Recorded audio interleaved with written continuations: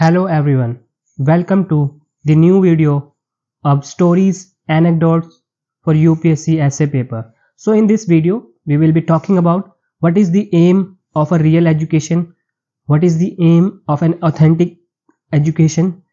So let us start. Socrates once said, I am like a midwife. I will bring out what is hidden in you.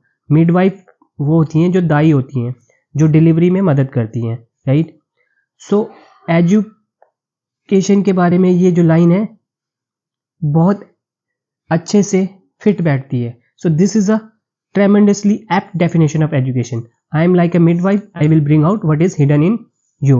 So this you can use Socrates quote when you are writing your essay related to education, right? How education is like a midwife? Because education can bring what is hidden in you. It can bring out that hidden potential in you, right, which is present in each individual. We need to find that. So this is a tremendously apt definition of education. Fortune and misfortune are both hidden in man. Nectar and poison exist in him. God and an animal both dwell in him. So आपके अंदर Fortune भी है, misfortune भी है, nectar भी है, poison भी है, गॉड भी है और एनिमल भी है, right. And this gives the man the glorious freedom to choose whatever it is he wishes to become. Now ये जो चीज है इससे आपको glorious freedom मिलती है. Now you have a choice what you want to become. If you want to have fortune, if you want nectar, or if you want to achieve godliness, then you will work upon these aspect. And इसकी opposite अगर आप चीजें करोगे तो misfortune मिलेगा, poison मिलेगा और animal like condition में रहोगे, ठीक है. तो मैन के पास चांस है, right. You have the choice, you have the freedom कि आप जो चाहते हो वैसा बन सकते हो. And the right kind of education will be the one that shows him the path to godliness. और इस सब चीजों को अचीव करने के लिए आपके पास right kind of education, it is a kind of tool, right. अगर ये है तो you will be able to achieve the path of godliness. You will be fortunate, you will get the nectar, you will achieve godliness, you will reach the God. But it must be remembered that when a man does not strive towards the achievement of a better life, he automatically sinks to a level even lower than that of animal. So आपके पास choice है, आपके पास potential है, right? So man के पास, human के पास potential है कि they can rise higher up, they can rise higher up, ठीक है. अब आपको डिसाइड करना है कि आप हायर लेवल पे जाना चाहते हैं या जहां पर पड़े हैं वहीं पे पड़े रहना चाहते हैं और उससे भी नीचे गिर के जो एनिमल लेवल की एग्जिस्टेंस होती है उससे भी नीचे जाना चाहते हैं. So it is your choice, ठीक है. अगर आप परफेक्शन अचीवमेंट की तरफ कोशिश नहीं करोगे, you do not strive for this achievement of a better life. Better life अगर आप नहीं चाहते तो क्या जाओगे, एनिमल लेवल की एग्जिस्टेंस मिलेगी, उससे भी नीचे चले जाओगे. The fact that a man has been born is enough to achieve this kind of fall. It is always easy to slide down. It requires work and constant application of oneself to rise. It takes effort, courage, determination. Rising upward is an art, the greatest art in life. ठीक है, आप पैदा हो रखे हो, you have been born, man has been born, that is enough to achieve this kind of fall. So अगर इसका मतलब ये कि आप गिर सकते हो, बहुत इजीली गिर सकते हो, ठीक है. Easy to slide down, it is always easy to slide down, it is always easy कि हम जो बुरी आदतें हैं उनको पकड़ लेते हैं. कोई अल्कोहल एडिक्शन हो जाता है, स्मोकिंग करते हैं, right. We become lazy, we do not want to leave our comfort, right. हम चीजों को टालते रहते हैं, प्रोक्रास्टिनेशन करते रहते हैं. We do not work on time, we are not reading what we are suppose to read, right. हम इंस्टाग्राम के शॉर्ट्स देखते रहते हैं, राइट. हम यूट्यूब पे शॉर्ट्स देखते रहते हैं, ठीक है. So one and other kind of addiction हमको इम्पैक्ट करता रहता है. तो स्लाइड डाउन करना बहुत आसान है, ठीक है. लेकिन अगर आपको you have to rise, if you want to grow in life, it requires lot of work, constant application of one self to rise. It needs consistency, it needs honesty in your behaviour. और consistency और honesty अगर मिलती हैं तो ये कहलाती है integrity, ठीक है. तो आपको कंसिस्टेंटली कुछ चीजें करनी होगी. You need to do hard work, if you want to achieve something higher, if you want to rise up in your life, right? So it takes effort लगता है ना भाई, कुछ अच्छा करने के लिए effort लगता है. अगर को ऊपर जाना है तो courage लगेगा, determination लगेगा. determination क्यों? sometimes you will face obstacles, challenges आएंगे, risk आपको लेना पड़ेगा. तो जब ये सब चीजें करोगे तभी तो ऊपर जाओगे. ये बोल रहा है rising upward is an art, the greatest art in life. तो ऊपर उठना सबके बस की बात नहीं होती, because it is an art, the greatest art in life, and it takes effort. और जो लोग करना नहीं चाहते, मेहनत लोग करना नहीं चाहते, करेज लोगों के पास होता नहीं है, बातें कर सकते हैं सिर्फ. डिटर्मिनेशन चाहिए, स्ट्रांग विल पावर चाहिए, जिसको वर्ड यूज करते हैं परसिवरेंस चाहिए, right? You use the word perseverance. So next, the aim of an authentic education must be to teach this art. और जो एक authentic education होगी ना, वो आपको ये सिखाएगी how to rise upward, how to grow. अब ये growth किस हर different level पे हो सकती है, right? To teach the art of becoming one with the God. So हमारा जो aim है वो we need to become part of the God, क्योंकि अभी शिव हम में है. अब जब हमको शिवमय होना है, ठीक है? So the goal of education must be life itself. तो जो एजुकेशन है, जो रियल एजुकेशन है, जो ऑथेंटिक एजुकेशन है, वो हमको जीवन ही सिखाएगी, लाइफ ही सिखाएगी, ठीक है?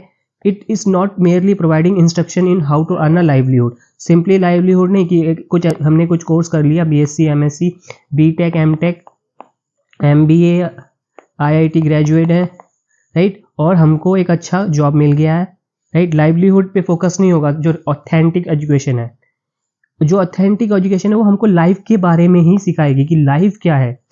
In itself this means nothing. It is often mistaken as the aim of education.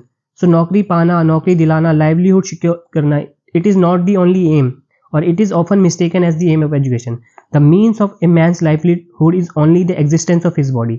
तो लाइवलीहुड हमको चाहिए because we have to protect our body, and education will only be alive when it teaches life itself. So education alive कब होती है? जब वो life ही सिखा रही है हमको, right? to teach life is to teach knowledge of the self. और life सिखाने का मतलब है, जीवन सिखाने का मतलब क्या है? अपने आप के बारे में जानना, to know ourself, to know the self. जब आप अपने आप को जान जाते हो तो दूसरों को जानना आसान हो जाता है, आपके लिए बहुत सारी चीजें लाइफ में आसान हो जाती है. A man may know everything else, but if is unaware of the existence of his self, then all of his knowledge is negated. आपको बहुत सारी दुनिया के बारे में पता होगा, हिस्ट्री की नॉलेज है, ज्योग्राफी का नॉलेज है, आपने पॉलिटी पढ़ लिया है, आपको इन्वायरमेंट का नॉलेज है, लेकिन आपको सेल्फ का नॉलेज नहीं है कि आप कौन, खुद क्या हो, आपके अंदर क्या प्रॉब्लम्स हैं, what kind of ills you are having. आप ग्रीडी हो, राइट? आपके अंदर एंगर है, आपके अंदर जेलसी है, you have the feeling of this envy. जितने नेगेटिव इमोशंस हैं, are you sinner, right? Do you commit something wrong? आपके जो एक्ट्स हैं वो मॉरल हैं या इमोरल हैं, ठीक है?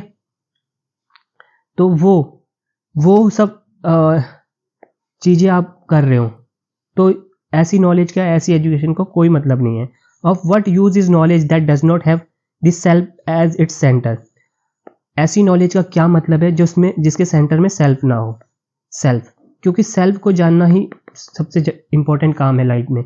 जब आप खुद को जान जाते हो तो दूसरों को जानना, पूरी चीज़ों को समझना और आसान हो जाता है. You will be taking decision prudently, right? तो सेल्फ को जानना बहुत इंपॉर्टेंट है. The illumination of the whole world is useless if the self is in darkness. आप पूरी दुनिया में उजाला करने की सोच रहे हो, पूरी दुनिया में उजाला करना भी चाहते हो, लेकिन आपको खुद के बारे में पता नहीं है, आप खुद डार्कनेस में हो, तो क्या फायदा होगा उस चीज का, ठीक है? It will be useless. To begin this ascent to the consciousness, the first step must be in the direction of self knowledge. अगर आपको कॉन्शियसनेस, आपकी चेतना का लेवल, उसको बढ़ाना है, तो आपको पहले सेल्फ नॉलेज एक्वायर करनी पड़ेगी. आपको खुद के बारे में जानना पड़ेगा. आत्मबोध की जरूरत है, आत्मबोध. The extent to which a man begins to know himself is the extent to which his एनिमेटली डिक्लाइंस. ठीक है, जितना आप अपने आप को जानने की कोशिश करोगे उतना ज़्यादा क्या होगा, जो आपके अंदर पशुता है, ठीक है, पशुता, उसका जो लेवल है वो डिक्रीज होगा, ठीक है। तो आप एनिमल लाइक बिहेवियर नहीं करोगे, आप ह्यूमन लाइक बिहेवियर करोगे, right. And you will not only work for your fellow human beings but you will work for the entire humanity. सिर्फ अपने जो नेबर हैं या क्या आपके रिलेटिव्स हैं उनके भले के बारे में नहीं सोचोगे, you will think of the greater goods of the entire humanity, right. So animal like behaviour नहीं करोगे आप, ठीक है, कि मटेरियल गेन्स की तरह भाग रहे हो, ठीक है, कंजम्पशन की तरह भाग रहे हो, सिर्फ वही नहीं रहेगा आपका aim. Your aim will be much higher than the perfection of self knowledge establishes a man in God. जब आपका सेल्फ नॉलेज एक्वायर कर लोगे, जब आपको आत्मबोध हो जाएगा, तो you will establish A man in God. तो मतलब बौद्धित्व की प्राप्ति हो जाएगी, जैसे सिद्धार्थ गौतम को हुई थी। Only in that attainment is there fulfilment. तो फुलफिलमेंट यहीं पर है।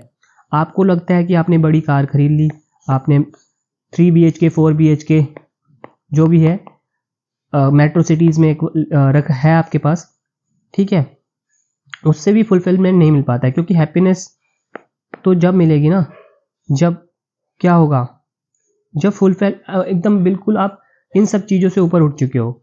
Only in that attainment is there fulfilment. जब आपको अपने बारे में पता है, ठीक है, और आप जब animal kind of behaviour show नहीं कर रहे हो, आपकी पशुता डिक्रीज हो रही है धीरे धीरे धीरे धीरे। Each man carries the seed of that supreme development of that ultimate perfection within him and unless those seeds are fertilise he will remain barren. So हर आदमी में ये पोटेंशियल है, हर आदमी के अंदर ये सीड है, हर इंसान के अंदर वो सीड है कि वो सुप्रीम डेवलपमेंट अचीव कर सकता है, अल्टीमेट परफेक्शन अचीव कर सकता है। बस ये जो सीड्स है ना, इनको फर्टिलाइज करने की जरूरत है, यानी आपको आपके अंदर जो हिडन पोटेंशियल है उसको रियलाइज करने की जरूरत है, and you need to work upon that. अगर ऐसा नहीं होता तो ये यू विल रिमेन बैरन, तो आप पशुता के लेवल पे ही रहोगे। His situation is not unlike that of seeds sown in the earth. Only when they are watered and cultivated do they sprout, only then they do poke through the soil and reach the light of the सन।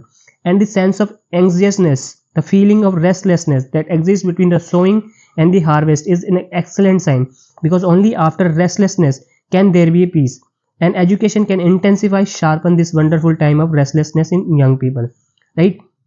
तो हमको अपने आप पे work करना पड़ेगा, अपने hidden potential को जागृत करना पड़ेगा, ठीक है। वो बोलते हैं कि हमको वाटर करना पड़ेगा, कल्टीवेट करने पड़ेगा, मतलब हमको प्रैक्टिस करनी पड़ेगी, we need to work hard, ठीक है। और जब हम जब हार्ड वर्क करते हैं तो उसमें एक सेंस ऑफ एंग्जियसनेस भी रहेगी, रेस्टलेसनेस की फीलिंग भी रहेगी कि हाँ, जो हम शो कर रहे हैं तो हार्वेस्ट क्या हमको मिल पाएगा, या जो हम मेहनत कर रहे हैं उसका हमको फल मिलेगा, यानी जो इनपुट डाल रहे हैं उसका आउटपुट ठीक मिलेगा। Because only after restlessness can there be a peace. तो इस रेस्टलेसनेस का जो पीरियड है ना, उसके बाद ही पीस मिलेगा। और education can intensify this restlessness in young people, क्योंकि एजुकेशन से हमको ये सारी बातें पता चलती हैं, right. Where education moves toward real knowledge and real peace, and new man and new humanity will be born। तो जहाँ पे रियल नॉलेज और रियल पीस की बात होगी, जो एजुकेशन रियल नॉलेज और रियल पीस समझाएगा हमको, वहाँ पे एक नए मनुष्य और एक नई मानवता का जन्म होगा, ठीक है। Our future depends on this, और हमारा भविष्य इसी पे डिपेंड करता है। The fate of mankind is in the hands of education.